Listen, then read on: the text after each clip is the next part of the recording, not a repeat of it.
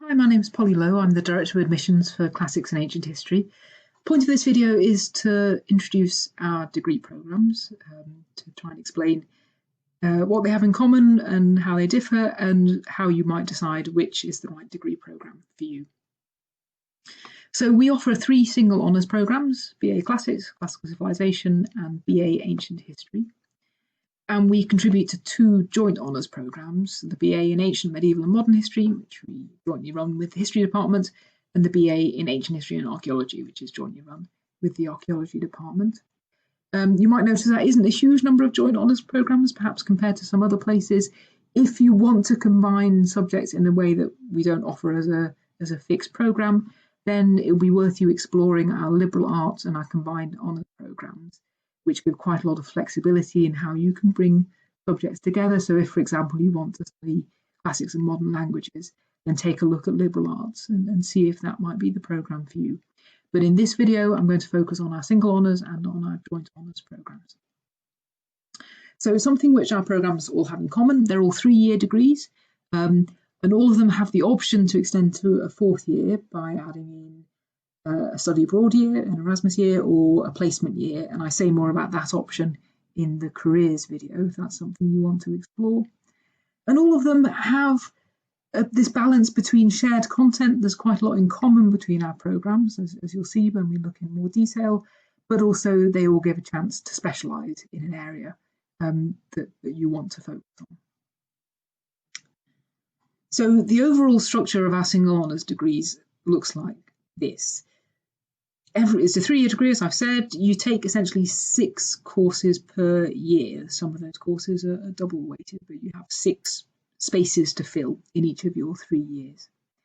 In the first year, every student in our department, including students on joint honours, in fact, take a module in Greek, in the Greek world, Introduction to the Greek world, and a Roman module, Monuments and Memory in the Age of Augustus. Now, those are core courses in the truest sense. They are absolutely fundamental to how we teach and what we want you to get out of your degrees. They look at history, but they also look at culture, at literature, at philosophy, at material culture, and archaeology. Their goal is partly to give everybody a really solid foundation in the subject. People come to our degrees having done all sorts of different things at school. Sometimes you've done some classics or ancient history at A-level. Some people haven't studied these subjects at school at all, so we want to make sure that everybody has a really solid foundation of knowledge. Even if you have studied the subjects at school, there are some aspects that you probably won't have encountered very much of. So you might not have done any philosophy, for example, or looked very much at material culture.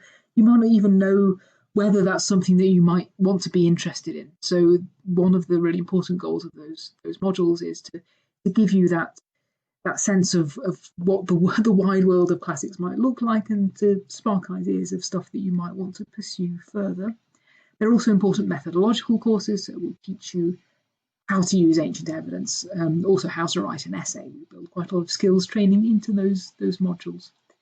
And last, and probably not a trivial thing, because everybody takes those modules, it's a chance for everybody in the department to be in the same room and to be having the same conversations. And we think that's really important, that we are all, in spite of our different interests, our different specialisms, we're all studying classics and ancient history. And we want to build that in at the very start of the degree. So no matter what you do, you'll be doing those 2 modules in your first year. The other thing that's shared between all of our modules in the first year, but also in the second and third years, is the chance to spread your wings a bit, to look outside the department if you want to. It's not compulsory, but all of our programmes have that space, all of our single honours programmes, for taking further modules which aren't required by your programme, but which you might be interested in. And so if you want to, for example, learn a foreign language or continue a foreign language, modern foreign language, the space in the programme to do that.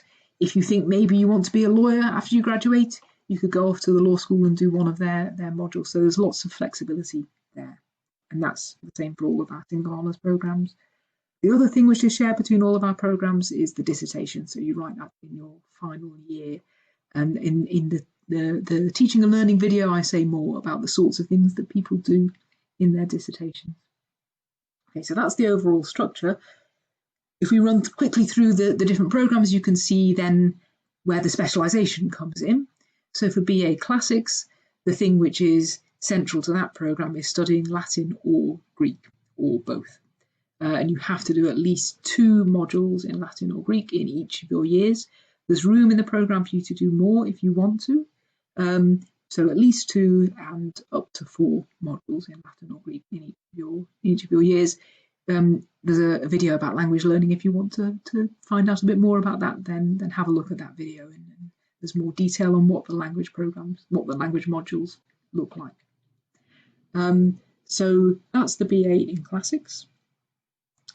Classical Civilization is a really interesting degree because it starts off being really not very flexible at all, deliberately, because its program is designed to show you the full extent of studying the ancient world. So you do the 2 core courses, you have to do some ancient philosophy in your first year, you do this fantastic module on translation theory, thinking about how do we use translations, how more broadly do we translate these very alien ancient cultures into the modern world. And then you have that flexibility of the 2 optional modules where you could, if you wanted to, study Latin or Greek. There's no requirement on this program to study Latin or Greek, but the base is there if you want to. So the first year is fairly rigid. There's a bit of flexibility, but not much. The second year is completely flexible. There's 1 core course in ancient epic, starts with the Epic of Gilgamesh, goes right the way through to Roman epic, because epic is so central to basically anything that you might want to talk about in the ancient world. So that's why that's the core course. But other than that, you've got complete flexibility. So you might decide, actually, I really like philosophy. I'm going to build my second year around ancient philosophy, maybe bring in some modern philosophy as well. And that's fine. You might decide, I really like the breadth of my first year. I'm going to keep that going in my second year, and that's fine too. So the second year is really there for you to shape in a way that suits your interests and will, of course, help you and guide you in making those choices. And then the third year is similarly flexible. You've got the dissertation and then pretty much free range over any aspect of the ancient world in the rest of your choices. BA in Ancient History doesn't really need much further explanation. I think it sort of does what it says on the tin. Your core course in the first year, specific for your programme, is Crafts of the Ancient Historian. That's a course in historiography. We read Greek historical writers and Roman historical writers and think about how we should use them, what they thought they were doing in writing ancient history, how we can use them to write ancient history. And then you have another optional course. So you might want to do some material culture in there. You might want to do a little bit of literature or some more ancient history. It's up to you. Second year, you have to make the core of your degree ancient historical modules, so at least 3 ancient history modules and at least 1 Greek and at least one Roman. A bit more classics and ancient history, and then your free choice. Third year, you can become more specialist in your third year. So you might have decided that Greek history is clearly superior, and that's what you want to focus on in your third year, and that's fine. So you keep a certain amount of breadth in your second year, and then you can really zoom in if you want to in your third year. If you want to keep the breadth, that's also fine. Now, the joint honours, by virtue of being joint honours, have less flexibility. So that's the really critical thing to think about if you're trying to decide single honours or joint honours.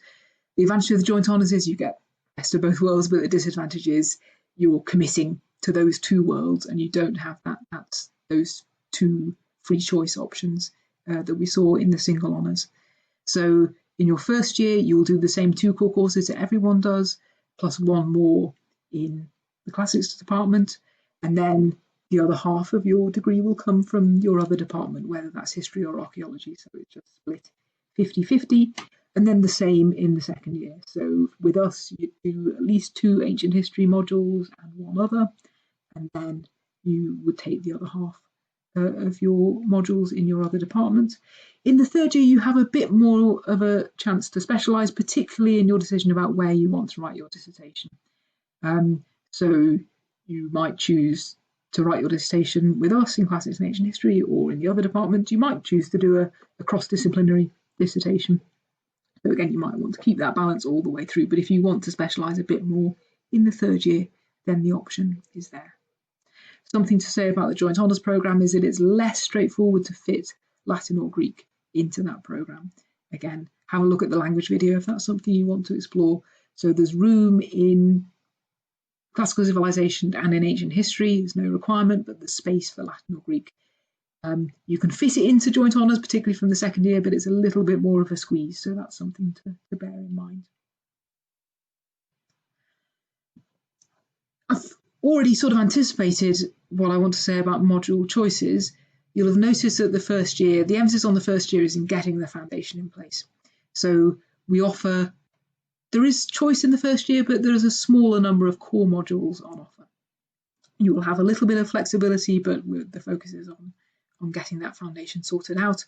In your second and third year, there is much more choice. You will have a very wide range of modules to choose from, and those modules become more and more specialised as well, sort of building on that foundation that you've built up in the first year. The modules cover a huge range, so one of the distinctive features of our department is that we don't just do language and literature and history. We also cover material culture, we cover philosophy, we cover reception studies, and you have got the flexibility, particularly in your second and third years, to shape your degree to suit your interests. If you want to see what we offer, if you go to our website, go to the university website, durham.ac.uk/faculty.handbook, you will find a listing of every single module which we have on our books. We don't run every single module in every single year, but if you want to get a sense of the breadth and diversity of what's available, do have a look at that webpage, and you can dig a bit deeper into what we teach, how we teach it, how we assess it, and so on. That's also something I'd be very happy to answer questions about. Come along to one of the Q&A sessions and we can talk more about that. So how do you decide? How are you going to pick the programme? Pick the one which suits your interests. If you already know ancient history is what you want to do, then look at the ancient history programme. If you're not quite sure, then as I've suggested, maybe classical civilization, because of that flexibility, might be something worth considering. Don't worry about too much about, am I going to fit in on that programme? We don't separate you out when we're teaching you. You'll be sitting in the classroom alongside students from all of our programmes. You won't know what programme people are on. There'll be students from other departments in there as well. So go with what you want to do and what suits your interests. There is one programme which has a required A-level, and that's the BA in Ancient, Medieval and Modern History. That requires an A-level or equivalent in history.